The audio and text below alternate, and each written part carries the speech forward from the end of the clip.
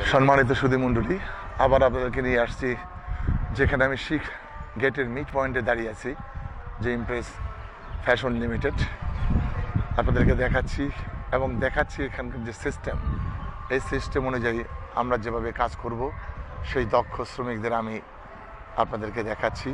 আপনারা দেখেন সুন্দর সুষ্ঠুভাবে সে হলুদ কালার হেলমেট এবং navy blue colour working dress, বুকে ঝুলানো আছে আইডি কার্ড। অর্থাৎ এই ইমপ্রেস গার্মেন্টসে কাজ করতে হলে প্রত্যেকের একটা আইডি নাম্বার কার্ড দেওয়া হয়। সেই আইডি কার্ড অনুযায়ী সবাইকে ড্রেসটা পরতে হয় এবং আইডি কার্ড গলাতে ঝুলাতে হয়। আশা করি ইনশাআল্লাহ অল্প কিছুক্ষণের মধ্যে আমি তাদেরকে নিয়ে উপরে চলে যাব। আপনারা দেখতে পাচ্ছেন চোখে সিকিউরিটি অর্থাৎ সেফটি গ্লাস পরানো আছে।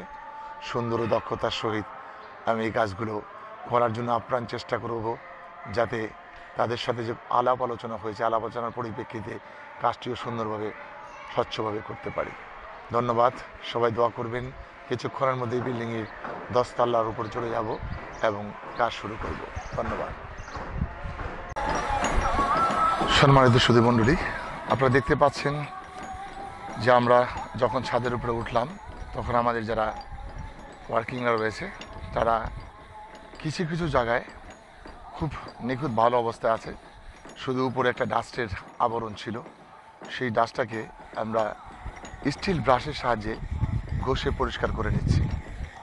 আপনারা দেখতে পাচ্ছেন যে আমাদের ওয়ার্কার যারা রয়েছে এবং সাথে আমাদের লিটন সাহেবও সেই স্টিল ব্রাশের সাহায্যে, যেখানে ছাদের কোনো সমস্যা নেই, অর্থাৎ আলগা কোনো ভালু বা কোনো সিমেন্ট লেগে আছে কিনা, এই ধরনের কোনো সমস্যা আছে কিনা, সেটাকে স্টিল ব্রাশের সাহায্যে ঘষে পরিষ্কার করে নিচ্ছেন।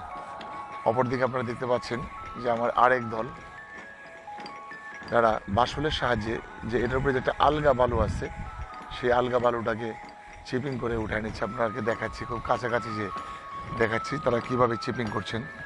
আপনারা দেখেন,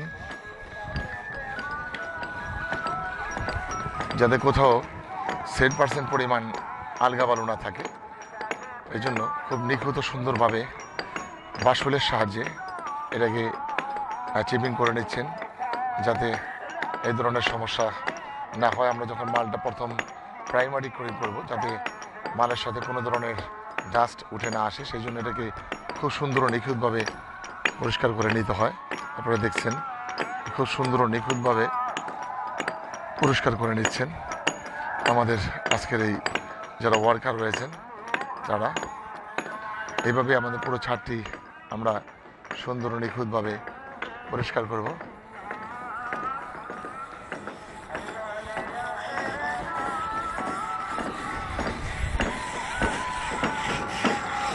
আপনার হেলমেট কোথায়? হেলমেট কেন?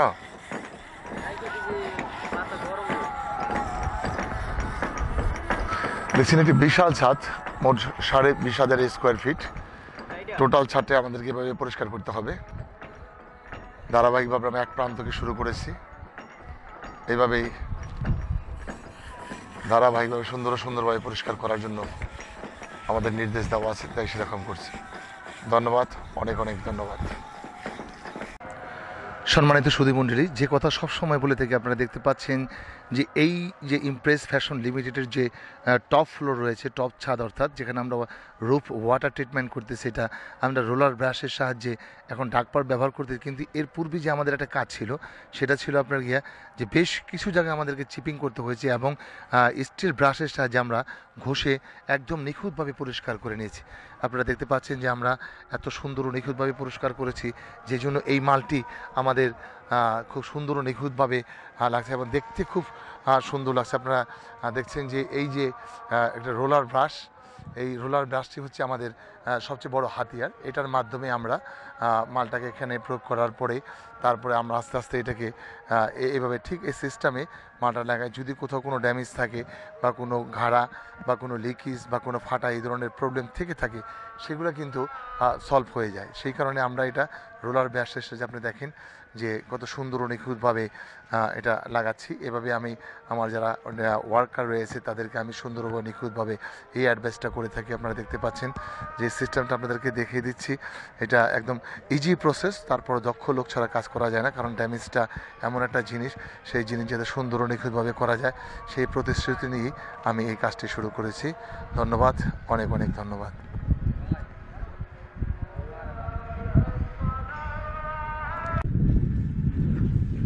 সম্মানিত সুধীমণ্ডলী, আপনারা দেখতে পাচ্ছেন ইতিমধ্যে আমাদের সাথে সংযুক্ত হয়েছে এই ইমপ্রেস ফ্যাশন লিমিটেডের সম্মানিত কমপ্লেন ম্যানেজার জনাব